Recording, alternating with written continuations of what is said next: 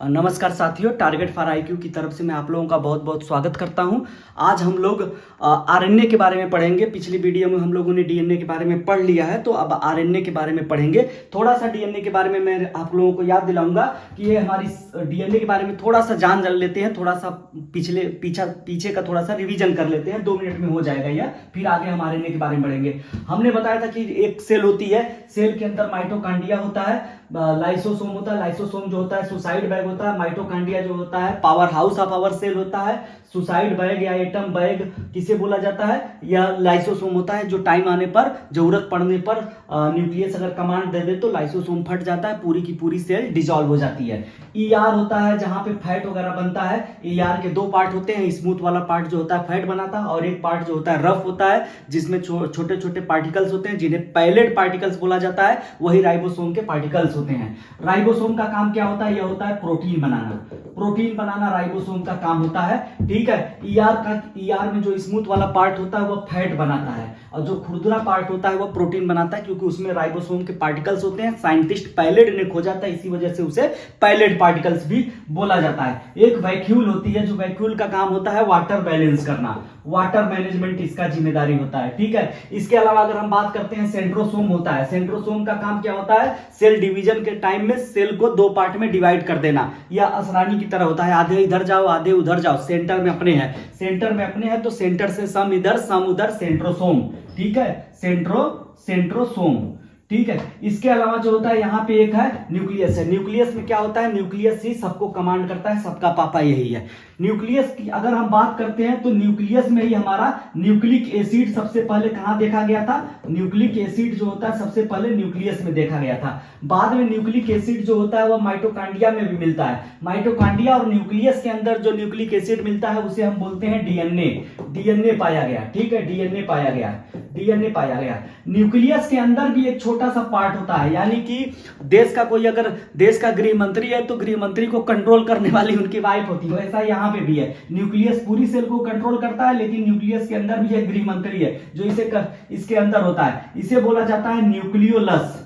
Nucleolus यानी इसे हिंदी में बोलते हैं, वो केंद्रक है तो यह केंद्रिका है, ठीक है। यह केंद्रिका है, केंद्रिका है, और यह केंद्रक है, केंद्रक के अंदर केंद्रिका। तो न्यूक्लियोलस के अंदर जो आरएनए बनता है, अब देखिए ध्यान से, डीएनए कहां पाया जाएगा? डीएनए पाया जाता है माइटोकांड्रिया और न्यूक्लियस के अंदर। अब दूसरा जो टाइप ऑफ न्यूक्लिक एसिड होता है वो क्या होता है? वो होता है आरएनए। आरएनए कहां पाया जाएगा? आरएनए जो है न्यूक्लियोलस के अंदर पाया जाएगा। जो आरएनए का एक टाइप होता है आरआरएनए, वह न्यूक्लियोलस के अंदर सिंथेसिस होता है, न्यूक्लियोलस के अंदर बनता है। इसके अलावा अगर हम देखें तो सेल के अंदर एक लिक्विड भरा होता है, एक फ्लूइड भरा होता है, जिसे हम बोलते हैं कोशिका द्रव। कोशिका द्रव, कोशिका द्रव्य, ठीक है, कोशिका द्रव्य। कोशिका द्रव में भी जो है हमारा आरएनए पाया जाएगा। तो यहां पे अगर हम आरएनए की बात करते हैं तो आरएनए का फुल फॉर्म क्या होता है? आरएनए का फुल फॉर्म होता है ribo nucleic acid.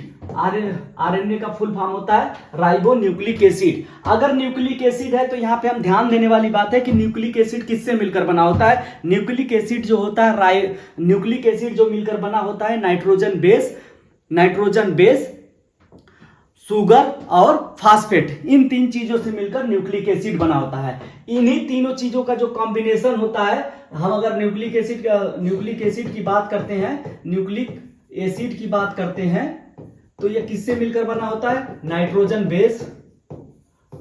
Base plus sugar plus phosphate, इन्हीं सब तीनों से मिलकर बना होता है। इन्हीं के कंपोजिशन में अगर चेंज हो जाए, नाइट्रोजन बेस के कंपोजिशन में अगर चेंज हो जाए तो डीएनए हो जाएगा। नाइट्रोजन बेस और शुगर के कंपोजिशन में थोड़ा सा ही चेंज होता है तो डीएनए आरएनए की तरह हो जाता है। करीब करीब दोनों का स्ट्रक्चर सेम ही है, बस थोड़ा सा बेसिक डिफरेंस है, उसी के बारे में हम पढ़ेंगे, ठीक है। तो सबसे पहले हम इसका बेसिक स्ट्रक्चर देख लेते हैं। डीएनए आरएनए यानी न्यूक्लिक एसिड का हम बेसिक स्ट्रक्चर पहले देखते हैं, ठीक है। सबसे पहले हम बेसिक स्ट्रक्चर देख लेते हैं। तो हम यहां पे लिखते हैं न्यूक्लिक एसिड को छोड़ देते हैं। सबसे पहले मैं आरएनए का ही सीधे देख लेते हैं, आरएनए का ही स्ट्रक्चर देखते हैं। आरएनए क्या होता है? आरएनए की अगर बात करते हैं तो इसमें nitrogen base plus sugar plus phosphate होता है, फास्फेट है। ठीक है, नाइट्रोजन बेस की अगर हम बात करते हैं तो नाइट्रोजन बेस में दो चीजें मिलकर बनी होती है, दो चीजों से मिलकर हमारा नाइट्रोजन बेस बना होता है। एक होता है प्यूरिन, इसे बोलते हैं प्यूरिन, प्यूरिन हो गया। ठीक है, ये प्यूरिन है। दूसरा है पिरिमिडीन, पिरिमिडीन। अब प्यूरिन जो होता है दो पार्ट में डिवाइड हो जाता है, एक हो जाता है हमारा एडिनिन और दूसरा हो जाता है गुआनिन। एडिनिन और गुआनिन, एडिनिन और गुआनिन। ठीक है, एडिनिन और गुआनिन। दूसरा जो होता है हमारा दो पार्ट में भी हो जाता है, साइटोसिन और हो जाएगा यहां पे यूरेसिल। यह यूरेसिल जो होता है, यही यूरेसिल जो होता है थाइमिन की जगह ले लेता है। अगर इसकी जगह थाइमिन हो जाएगा तो फिर यह डीएनए हो जाएगा। इसकी जगह अगर थाइमिन हो जाएगा तो यह डीएनए हो जाएगा। थाइमिन किसमें पाया जाएगा? यह डीएनए में पाया जाता है। थाइमिन की जगह यूरेसिल आ जाता है। नाइट्रोजन बेस में बस इतना ही चेंज होगा कि थाइमिन की जगह यूरेसिल आ जाएगा। और डीएनए की बात करेंगे तो शुगर में जो होता है यहां पे क्या हो जाता है? डीऑक्सीराइबो शुगर हो जाता है। लेकिन जब डीऑक्सीराइबो शुगर की जगह यहां पे पेंटाराइबो शुगर आ जाएगा। पेंटा मतलब 5 होता है, यहां पे इसे पेंटा अंग्रेजी में भी लिख सकते हैं, 5 भी लिख सकते हैं। 5 की जगह पेंटा भी लिख सकते हैं और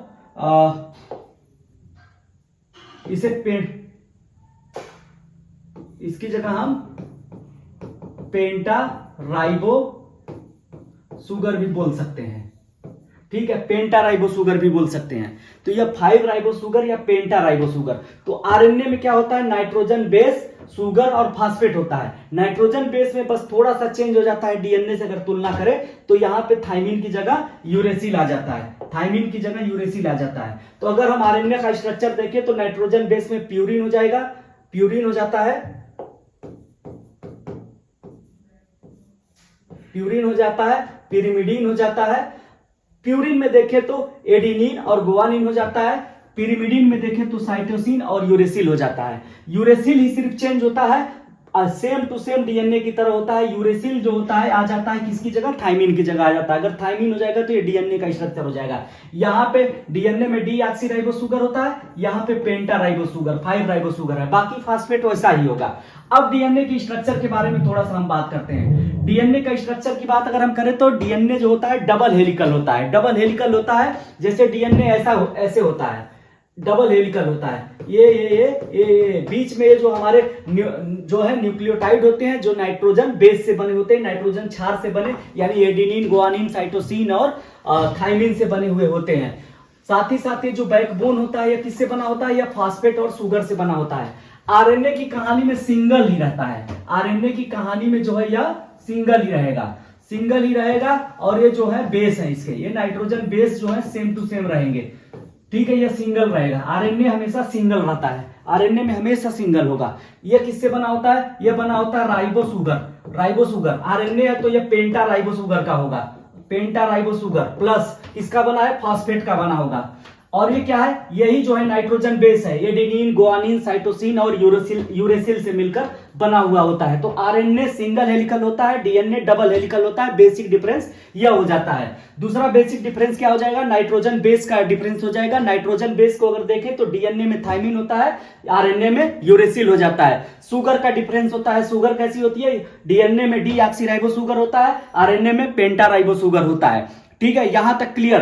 आरएनए डीएनए के काम की अगर बात करेंगे तो डीएनए क्या होता है? एक जेनेटिक मटेरियल होता है। यह जेनेटिक मटेरियल को कैरी फॉरवर्ड करता है। जैसे यहाँ पे एक जो ब्लॉक है, ये न्यूक्लियोटाइड के जो बॉन्ड होते हैं, इनका ग्रुप अगर हम ले लें तो यह ग्रुप कहलाते हैं, यही ग्रुप कहलाते हैं जीन्स, जिनको आप बार बार सुने होंगे। तो अगर हम डीएनए की स्ट्रक्चर की बात करते हैं तो डीएनए किससे मिलकर बने होते हैं? इन ब्लॉक से मिलकर बने होते हैं, जिन्हें जीन्स बोला जाता है। ये जेनेटिक प्रॉपर्टीज को कैरी करते हैं। आरएनए में कोई जेनेटिक प्रॉपर्टी नहीं होती है, एक्सेप्शन सिर्फ वायरस होते हैं। ये क्या है? डीएनए जेनेटिक मटेरियल होता है। आरएनए का मेन काम होता है प्रोटीन बनाना। प्रोटीन बनाना जो होता है आरएनए का मेन काम होता है। ठीक है, आरएनए का मेन काम प्रोटीन बनाना होता है। आरएनए एक्सेप्शन है, यह कभी भी जेनेटिक मटेरियल नहीं होता है, लेकिन कुछ वायरस में आरएनए जेनेटिक मटेरियल हो सकता है, जैसे कोविड का वायरस हो गया, जैसे हमारा कोविड का वायरस हो गया, और इसके अलावा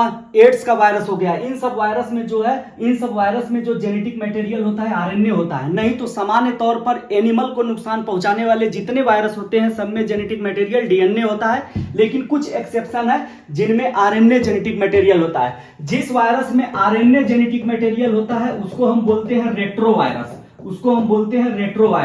तो डीएनए आरएनए का बेसिक डिफरेंस भी आप समझ गए, और बेसिक डिफरेंस बस इतना है, राइबोसुगर का डिफरेंस है। डीएनए में डीऑक्सीराइबोसुगर होती है, आरएनए में पेंटाराइबोसुगर होती है। न्यूक्लियोटाइड बॉन्ड जो है यानी नाइट्रोजन बेस में डिफरेंस है, वहां थाइमिन होता है, आरएनए में यूरेसिल होता है। यह 2 डिफरेंस हो गया। ठीक है, तीसरा जो सबसे इंपॉर्टेंट डिफरेंस होता है कि आरएनए जो होता है वह जेनेटिक मटेरियल नहीं है, डीएनए जेनेटिक मटेरियल है। आरएनए का मेन काम प्रोटीन बनाना होता है। अगले वीडियो में हम लोग टाइप ऑफ आरएनए के बारे में पढ़ेंगे। Thank you very much.